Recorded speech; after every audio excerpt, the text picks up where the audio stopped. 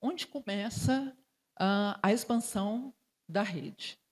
Isso eu vou falar de um projeto, tá? Um projeto, na verdade, a gente começa no planejamento, onde começa a expansão, né, o trabalho lá do João, da escolha do ponto de venda. Né? Tem todo um trabalho de geomarketing, todo um trabalho de densidade demográfica, né, de populacional, de renda per capita, de estratégia da marca, né? Qual o briefing, onde é que ela quer estar localizada, né? Ela é uma marca de luxo?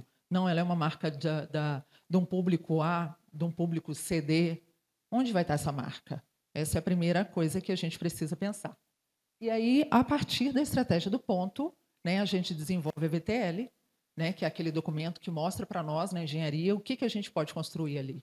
Né? Será que a estratégia da marca de colocar uma loja de 1.500 metros quadrados eu realmente posso colocar? Ela é legal? A zona que ela tá inserida, eu consigo fazer isso? Né? Qual é o recuo que eu preciso? Quanto de estacionamento? Eu tenho ali um lençol freático que eu vou ter que rebaixar? Isso tudo nesse documento já me mostra. Né? A partir desse documento, a partir de tudo isso, a gente faz um estudo de massa e a previsão de investimento. Né? Nesse ponto, justamente para poder colocar para toda a diretoria, todos os stakeholders, o que a gente tem para esse ponto. Né?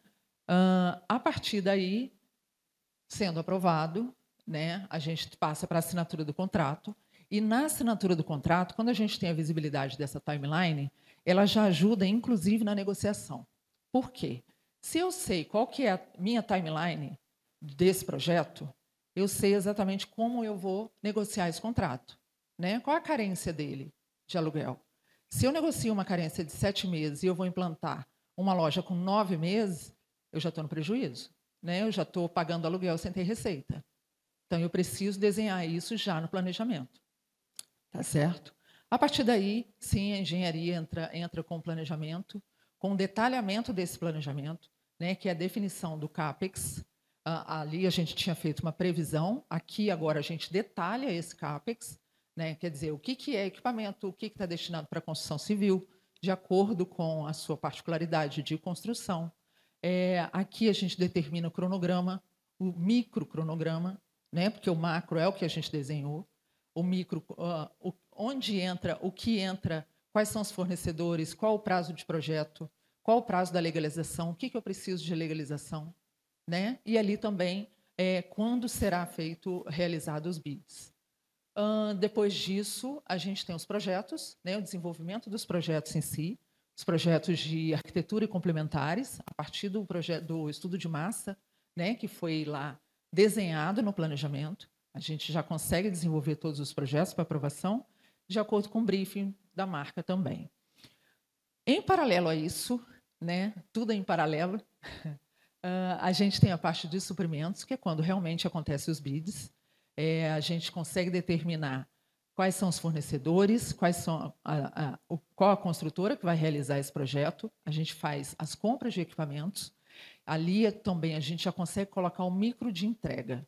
Né? Quer dizer, quando a gente faz as compras dos equipamentos, a gente já sabe exatamente qual é o prazo para poder determinar isso. Se a gente, por acaso, nesse bid, a gente encontra um fornecedor que não atende a nossa expectativa, né? A gente tem que correr atrás de outro fornecedor com a mesma qualidade e tal.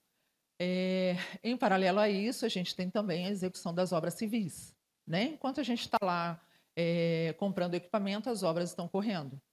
Depende da obra, né? Depende da sua particularidade, se a obra são 90 dias, 120 dias, 180 dias. Isso tudo vai depender do ponto e do que a gente propôs. A partir disso, a gente tem o controle. A partir do planejamento, a partir das contratações, a partir da execução, a gente tem todos os controles de dados. Né? Quer dizer, é aí que a gente vai saber se está fora da curva, se a gente está dentro do prazo e do planejamento. Né? A gente vai olhar para trás e vai olhar para frente. O que está sendo aplicado e se a gente vai realmente cumprir com o planejado. Tá certo? Depois disso, até aí, a gente tem só engenharia. A partir daí, na montagem de loja, todas as outras áreas que estavam trabalhando em paralelo vão para campo. Né? E aí é que tudo acontece, toda a confusão acontece no meio do caminho, não é? Até a gente conseguir inaugurar a gente um batendo a cabeça com o outro, dependendo da obra, dependendo do desafio, né? Eles costumam entrar até um pouco antes, quando a gente ainda não conseguiu entregar muita coisa.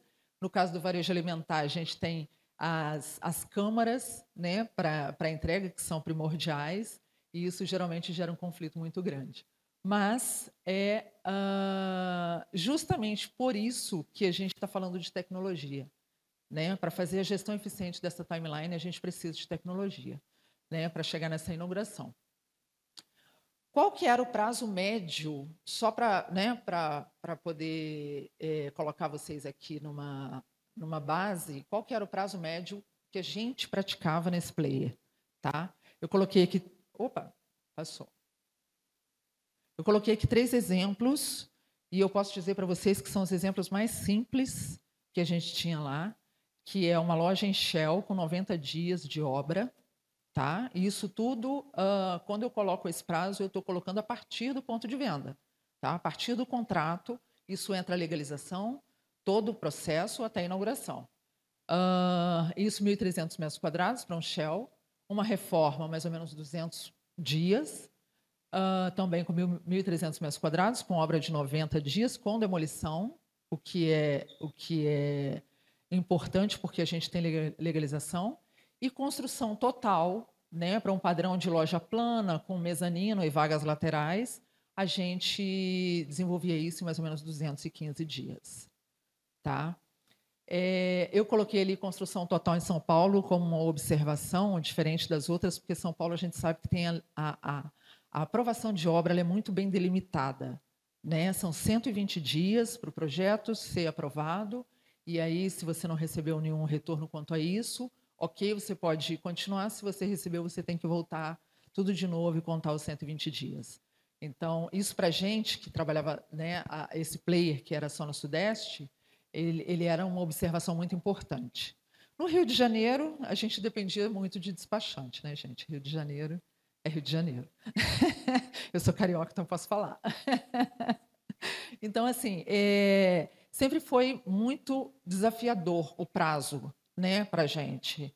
Eu me lembro de uma outra palestra aqui do Stefan, que não está aqui hoje, né, que uma das minhas perguntas era qual o prazo. Quando ele disse 1 ano e meio, eu falei, gente, eu tenho que levar isso para o meu diretor, na época, porque a gente fazia com muito menos tempo e assim, era muito mais complicado, mas era um desafio, e não somente meu, que eu tenho certeza que todo mundo aqui também tem.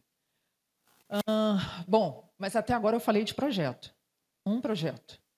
Como é que a gente faz esse ecossistema todo, né, esse que eu falei ali, tudo aquilo que eu coloquei, para o portfólio, né, para o planejamento anual da empresa, em que a gente não tem somente um projeto, né, dependendo da marca.